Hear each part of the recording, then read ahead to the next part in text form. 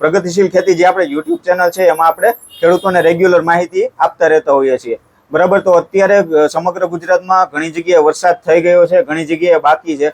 તો ભગવાન વહેલી તકે ત્યાં વરસાદ આપે અને વાવણી થઈ જાય એવી જ આપણે આશા રાખીએ છીએ।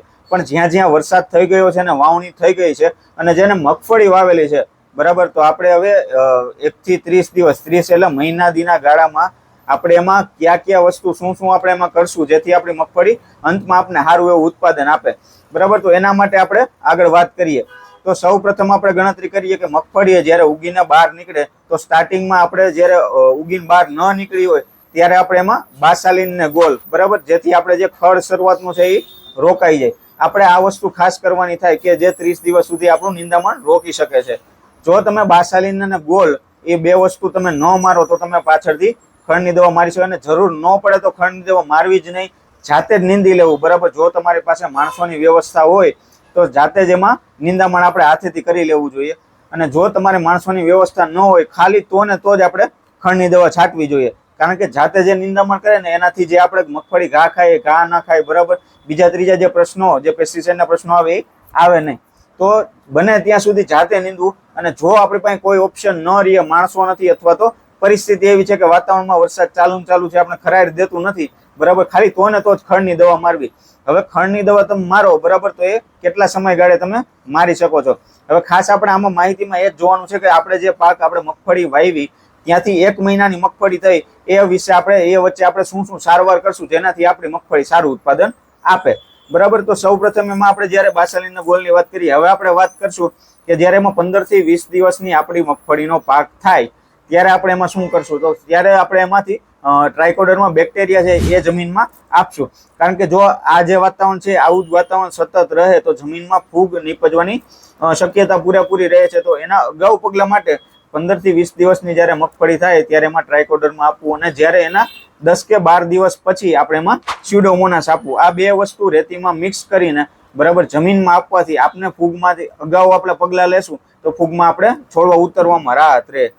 હવે આપણે એ પછી આપણે જોઈએ તો આપણે શું કરશું, તો કે જ્યારે મગફળી તમારી 15 દિવસની હોય અને જો તમારે ખડ અને મગફળી બે એકારે થઈ ગઈ હોય ત્યારે આપણે શું કરશું, બરાબર। જનરલી શું છે, મગફળીની દવા, ખડની દવા હોય છે એ આપણે 20 થી 25 દિવસની જ્યારે મગફળી થાય પછી છાંટવાની હોય છે। એમાં કઈ આપણે છાંટી શકીએ, તો આપણે જે ગણતરી કરીએ કે જો તમે મગફળી વાવી અને તમે એમાં પારે તૂર સોંપી છે, બરાબર, તો તમે કઈ દવા મારી શકશો, તો એના માટે તમે આ દવાનો ઉપયોગ કરી શકશો। અદામા કંપનીનું સકેજ જે આવે છે એ તૂર અને મગફળી જો બે આંતરપાકમાં હોય, બરાબર, તો તમે સકેજનો ઉપયોગ કરી શકશો, જેમાં તમને પરફેક્ટ રિઝલ્ટ મળશે। હવે રિઝલ્ટ ક્યારે મળે, હવે જ્યારે આપણે જે પાણી વાપરીએ ખડની દવામાં એ એક ચોખ્ખું હોવું જોઈએ, બરાબર, પંપ એ વ્યવસ્થિત સાફ હોવો જોઈએ, પ્લસ કે આપણે જે દવા જ્યારે મારીએ ત્યારે જમીનમાં પૂરતો ભેજ હોવો જોઈએ, અને જે પ્રમાણે પંપ કીધા હોય એ પ્રમાણે આપણે એકરે ટોટલ 10 પંપ અને વીઘે 4 પંપ, બરાબર, આ પ્રમાણ છે।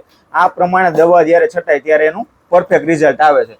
આ પછી આપણે વાત કરીએ કે જ્યારે મગફળી તમારી 20 થી 25 દિવસની થાય, બરાબર, ત્યારે કઈ દવા છાંટવી, તો માર્કેટમાં ઘણા આવે છે, ધાનુકાનું પર્જ છે, બરાબર, પર્જ તમે મારી શકો છો, પારિજાતનું ટસર છે, આ વસ્તુ મારી BSF નું ઓડીસી છે। આ જનરલી 25 દિવસની મગફળી થાય એ પછી મારવાની થતી હોય છે બધી દવાઓ, બરાબર।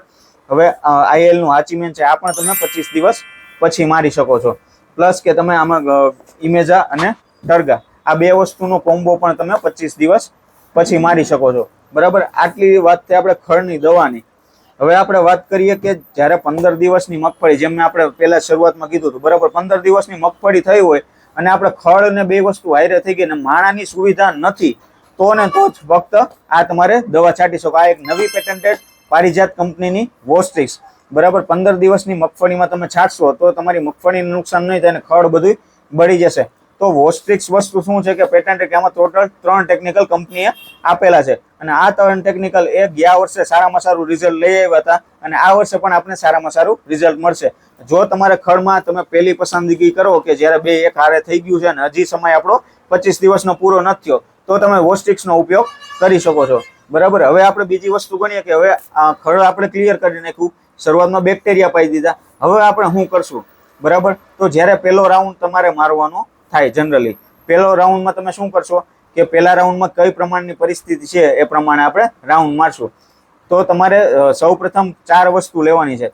એક બ્લેક અમૃત, બરાબર, સાવ નજીવા ખર્ચે એનો પંપનો ખર્ચ છે, એ સારામાં સારું તમને રિઝલ્ટ આપશે. બીજી વસ્તુ કઈ કે ન્યુટ્રીબિલ, જે તમારા છોડવામાં જ્યારે મગફળી જ્યારે પીળી પડવાની શરૂઆત થાય, બરાબર, તો એ વસ્તુ ન્યુટ્રીબિલ નહીં થવા દે. એ પછી આપણે શું કરશું કે સાપ.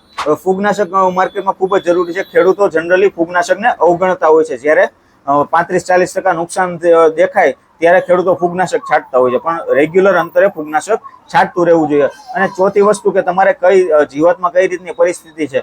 જો મોલો હોય તો સામાન્ય મોલ હોય તો તમે એક તારામાં એ વસ્તુ સાફ કરી શકો છો. જો વધારે મોલો હોય તો તમારે એમાં અને કયો મોલો છે એના પર આધાર રાખે. કાળો મોલો હોય તો એક તારામાં નીકળી જશે. જો પીળો મોલો હોય તો તમે ટોલફેન ઉપર જઈ શકો છો. એ પછી આપણે ગણતરી કરીએ, જો ઈયળું હોય તો શું કરવું? તો સામાન્ય પહેલા ડોઝમાં આપણે કોરાજન, કોઈ પણ કંપની સામાન્ય કોરાજનનો ઉપયોગ કરીને આપણે ઈયળું દૂર કરી શકીએ છીએ. અથવા તો તમે જો એસિફેટ અને ઇન્ડોક્સાકાર આ બેનો ઉપયોગ કરો તો તમારે મોલો ને ઈયળું બેયમાં રિઝલ્ટ આવશે, બરાબર. હવે આગળ વાત કરીએ કે 30 દિવસની મગફળી તમારી થઈ ગઈ, બરાબર, હવે શું કરશું? તો કે 30 દિવસની મગફળીમાં તમે જનરલી આ તમને કીધો એ રાઉન્ડ તમે મારી શકો છો. એ પછી શું કરશું એ આપણે આગળના વિડીયોમાં આનો વિડીયો મૂકશું કે હવે 30 થી 60 દિવસની મગફળી થાય ત્યારે શું કરશું. પ્લસ કે આપણે જો વસ્તુ જોઈએ કે માર્કેટમાં ઘણી બધી કંપનીની ઘણી બધી દવાઓ આવે છે, બરાબર, પણ જો તમારે રેગ્યુલર ભાવે, સસ્તા ભાવે, બરાબર, અને પરફેક્ટ રિઝલ્ટ સાથે જો તમારે દવાઓ જોઈતી હોય તો જે સ્ક્રીન ઉપર નંબર આપેલા છે એમાં તમે કોલ કરીને મંગાવી શકો છો. અને પ્લસ કે તમને માહિતી પણ મળશે કે મારી મગફળી અત્યારે આ પરિસ્થિતિની છે, તો તમે ફોટો કે વિડીયો તમે અમને મોકલી શકો છો અને એ પ્રમાણે તમને માહિતી પણ આપશું કે તમારે હવે શું કરવું જોઈએ જેથી સારામાં સારું ઉત્પાદન મળે. હવે અત્યાર સુધી લગભગ પ્રગતિશીલ ખેતીમાં ઘણા ખરા ખેડૂતો જોડાઈ ગયા છે, એના માટે આભાર. અને એમને રેગ્યુલર માહિતી પણ મળતી રહે છે. અમારા કોન્ટેક્ટ કન્ટિન્યુ ચાલુ હોય છે. તો કોઈ પણ ખેડૂત ક્યાંય પણ વસ્તુમાં અટકતો હોય તો અમને અમારો સંપર્ક કરી શકે છે અને અમે તેમના સુધી જે છે એ પરફેક્ટ માહિતી પહોંચાડશું. આવા નવા વિડીયો જોવા માટે પ્રગતિશીલ ખેતીને તમે લાઇક, સબસ્ક્રાઇબ અને શેર કરો. અને જો સબસ્ક્રાઇબ કરેલું છે તો સૌથી પહેલા તમારી પાસે વિડીયો પહોંચશે. ધન્યવાદ.